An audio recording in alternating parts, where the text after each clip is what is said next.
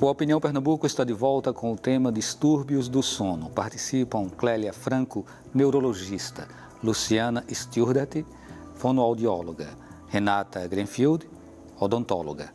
Bem, no bloco anterior a gente estava falando sobre os vários fatores que acabam fazendo com que crianças e adolescentes durmam mais tarde, exemplo das tecnologias digitais. Exatamente. E aí a doutora Clélia diz que gostaria de complementar. Eu estava lembrando que além de atrasar, né, a liberação de melatonina, que as meninas estavam lembrando aqui, que é um hormônio que vai ser um facilitador do sono, a luminosidade atrasa essa liberação de melatonina pelo cérebro, às vezes até bloqueia, e por isso o sono vai ser mais atrasado. Além disso, o uso dessas mídias, porque como é à noite, eles, às vezes para os pais não virem, eles colocam os fones de ouvido, e eu tenho recebido adolescentes ou crianças com diminuição da audição, com problemas auditivos pelo uso crônico de headphone em alta intensidade, porque os pais não estão ouvindo o que está ali no volume maior, né? Então tem que estar atento também para isso, para a questão auditiva. A doutora Luciana, que é fonoaudióloga, poderia complementar essa informação? Exatamente. A gente sabe dos problemas, né, que os fones podem trazer, na verdade, qualquer ruído de alta intensidade, né? Mas os fones em especial por conta justamente de estarem intraauriculares, né? E pela falta de limite que os pais não conseguem balizar isso e pedir que abaixe o volume e tal. A questão principal não é só permanecer na cama durante 8, 6, 7 ou 10 horas. A questão é dormir bem, né? O que não significa necessariamente que quando você passa esse tempo na cama, você dormiu bem. Então tem aí por trás disso vários distúrbios. E a insônia é o que todo mundo mais comenta. O que é, de fato, a insônia? E aí a gente poderia falar aqui de alguns provocadores, né? E a questão está colocada para vocês. Na verdade, insônia, a gente diz assim, não é um distúrbio do sono, né? É um distúrbio da vigília. É quando o indivíduo não consegue relaxar, sair dessa atividade de vigília para dormir. E a insônia é uma síndrome, ou seja, uma dificuldade ou para iniciar o sono, ou para manter o sono, que é aquela pessoa que tem vários despertares noturnos, ou é aquela pessoa que acorda de madrugada e não consegue voltar a dormir. Então, pode ser para iniciar, para manter e o despertar precoce. Né? São esses 3 padrões de insônia. Agora, a causa é multicausal, digamos, tem múltiplas causas. Desde problemas afetivos, emocionais, que são mais comumente causadores de insônia, ansiedades, síndrome do pânico, perdas importantes, não é? Perda de trabalho, perdas de entes queridos, não é? Situações econômicas difíceis, né? Estresse no trabalho. Isso são as causas. Depressão também é causa de insônia, né? E tem várias dores crônicas, idosos que têm dor articular, que têm fibromialgia, tem muita insônia, né? Pessoas que fazem uso crônico de remédio para dormir, criam uma tolerância com o remédio, depois não conseguem mais dormir sem a medicação, né? Porque essas medicações, algumas causam dependência. Algumas outras doenças podem causar insônia, como esquizofrenia, outras doenças psiquiátricas. Uso de psicoestimulantes, né? A própria cafeína em uso excessivo, né? O álcool pode causar uma insônia também, apesar dele sedar. A própria apneia. A apneia, doenças respiratórias do sono, né? Outros distúrbios do sono, né? Associados que pernas inquietas, a apneia por conta da fragmentação do sono, né? De acordar várias vezes, né? Porque o sistema nervoso precisa acordar aquele indivíduo justamente para que não sufoque, né? Então, esse próprio sono entrecortado, né? Aí muitas vezes provoca uma... Todo mundo em algum momento vai ter insônia ou tem insônia? Isso é muito comum na sociedade? A periodicidade da insônia, né? Da insônia crônica, né? Doutora Clélia pode falar. A insônia, ela pode ser ocasional. Então, todo mundo vai ter algum período de insônia na vida por algum motivo agudo. Né? Então, basta que você tenha, por exemplo, um concurso para fazer no dia seguinte ou uma entrevista, né, para ser dada. Tem pessoas que ficam ansiosas. Não essa daqui, porque essa daqui é muito não é o caso aqui, que a gente relax, é muito tranquilo. Né? Mas, assim, as pessoas quando têm um motivo de ansiedade, né, aquilo gera, às vezes, uma insônia transitória. Isso é uma insônia aguda que é normal. Todo mundo vai ter em algum período da vida. Já a insônia crônica é quando você tem um fator que perpetua aquela dificuldade de dormir. E, geralmente, geralmente, quando é um caso de insônia crônica, a gente tem que investigar a causa, porque pode haver uma doença por trás daquilo. A apneia é uma delas, mas, por exemplo, hipertireoidismo. É uma doença metabólica da glândula tireoide que causa insônia como sintoma. Então, a gente precisa avaliar, né? Vamos para a doutora Renata, depois a gente volta para a doutora Luciana. A odontologia, ela também estuda, né, e desenvolve alguns processos em função de distúrbios de sono. Qual é essa atuação da odontologia? O que é que acaba cabendo, que acaba ficando para os profissionais da odontologia? Olha, inicialmente o paciente chega para a gente indicado pelo médico, tá? Não é o dentista que vai dizer qual é o tipo de tratamento que o paciente vai precisar. Certo? A gente recebe o paciente indicado e normalmente ele vem indicado dependendo do grau de severidade da apneia do sono, porque o dentista, ele trata principalmente, nessa parte de sono, ele trata principalmente a apneia obstrutiva do sono, certo? Então, normalmente, pacientes que são roncadores primários, ou seja, não tem apneia do sono ou não tem síndrome da resistência das vias aéreas, né? Eles são só roncadores. A gente consegue colocar um aparelho intraoral nesses pacientes, consegue reposicionar a mandíbula desses pacientes de maneira que libere a passagem do ar e melhore o ronco, porque o ronco é justamente essa vibração nos tecidos moles, no palato mole, não é isso?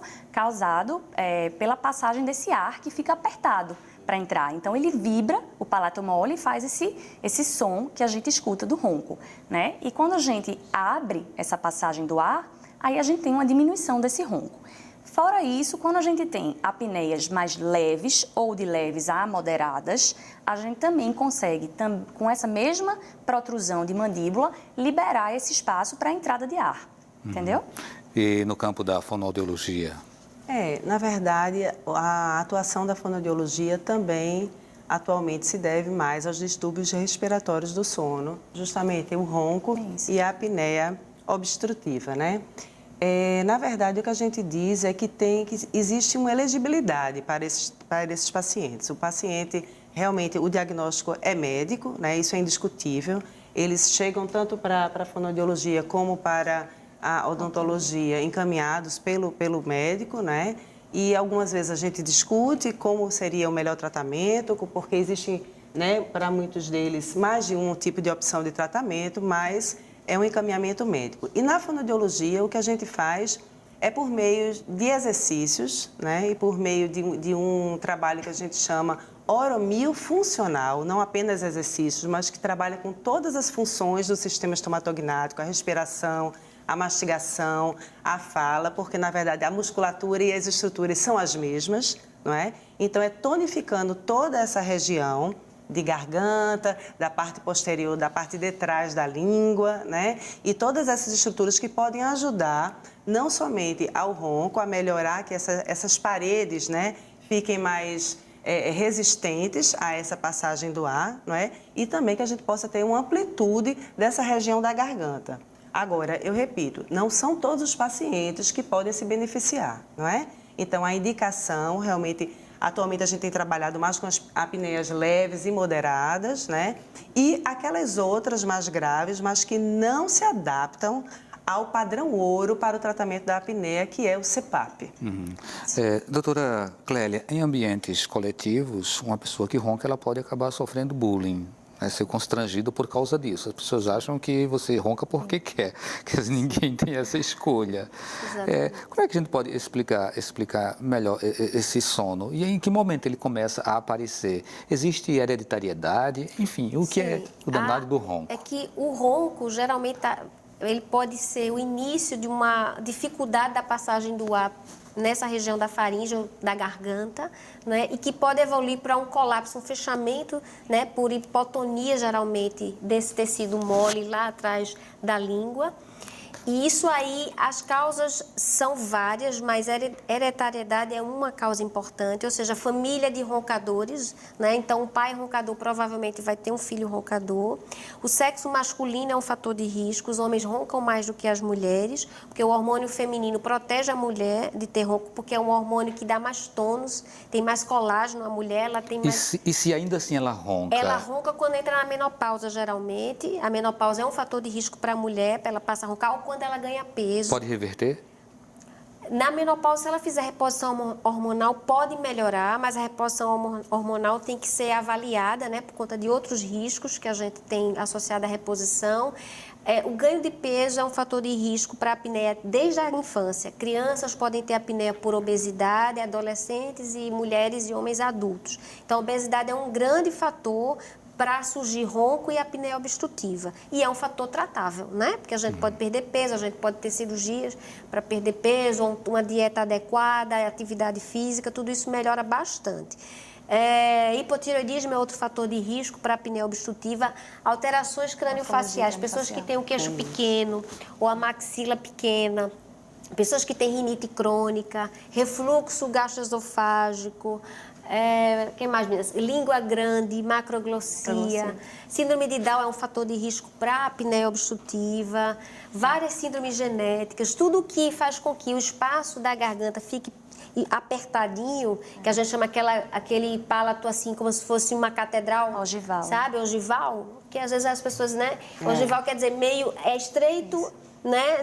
Nesse diâmetro lateral. Aquilo fica apertado para o ar passar. Quando a gente está acordado, a gente tonifica, mas quando a gente dorme, a musculatura fica hipotônica. Tem um momento do sono que a gente chama de fase REM, que a gente deixa de contrair musculatura e aí piora muito, a língua geralmente cai lá atrás e obstrui.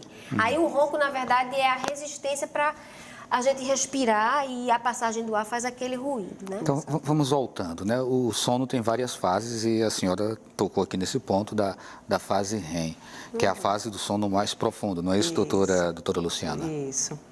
Na verdade, só um complemento em relação a essa questão que a doutora Clélia listou aí, várias questões, mas uma importante que a gente precisa falar, a diferenciação, porque o grande problema que a gente tem da noite mal dormida é a sonolência diurna e a dificuldade na realização das atividades. A gente vai voltar na questão das fases do sono, mas assim, é importante a gente ressaltar isso, por quê? Porque a criança, ela tem um comportamento diferente do adulto quando a gente tem uma noite mal dormida, quando elas têm uma noite mal dormida, uma noite que não foi recuperadora. Então, essa sonolência diurna e essa dificuldade que a gente apresenta de memória, irritabilidade, tudo isso que a gente apresenta enquanto adulto durante o dia, a criança, ela apresenta hiperatividade. É uma criança que não para quieta, é um comportamento diferente. Então, é uma coisa que a gente precisa estar alerta, porque hoje em dia a gente tem visto realmente muitas crianças com dificuldades escolares, com crianças que não parem, que a mãe diz que é muito mal comportada, e aí a gente tem que realmente ficar alerta. E o problema pode estar no sono equivocado. E o problema pode estar no sono de má qualidade daquela criança. Na maioria das crianças é mais... a questão da adenoide, né, que também Pronto, então a gente faz um intervalo e na volta a gente tenta fechar isso aqui para, inclusive, também dar vez para as perguntas que estão chegando. Então a gente volta daqui a pouquinho.